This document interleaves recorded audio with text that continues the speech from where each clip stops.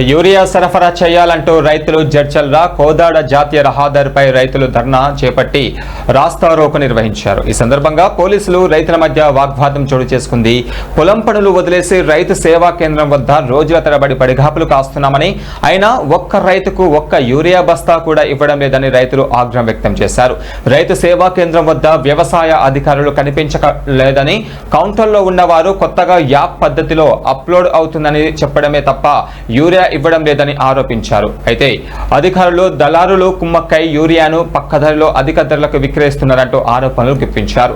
App విధానం రద్దు చేసి పాత విధానంలోనే ఎరువులు సరఫరా చేయాలని డిమాండ్ చేశారు.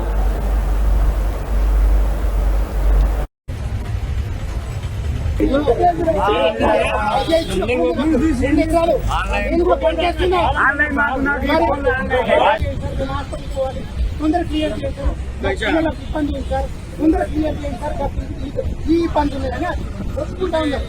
దాదాపు రైతులకు యూరియా వస్తుందంటే ఉదయం లేచి 9 గంటలు ఎప్పుడైతుంది, ఏ టైం అవుతుంది, టైం సర్కిల్ చూసుకుంటా ఒక్కొక్క టైం క్షణం చూసుకుంటా ఫోటో చూసుకుంటా వచ్చినాము. 9:30కు బుకింగ్ అంటే మేము క్లిక్ అని దొరికితే ఒక్కరికి ఒక బ్యాగ్ యూరియా అనేది దొరకలేదు. రైతులు ఉదయం నుంచి 400 వ్యాక్సిన్లు 500 వ్యాక్సిన్లు కుడిస్తుంది కానీ మాకు ఒక బ్యాగ్ కాలేదు. ఇవాళ 1000 సంచులు అన్నారు, 1000 సంచులకు ఒక సంచి కూడా ఒక రైతు దొరకలేదు.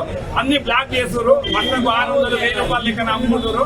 ఒక రైతుకు ఒక బస్త దొరకలేదు. ఇవాళ ఏఓ గారు లేరు, ఏడీ గారు లేరు, ఎవరు లేరు.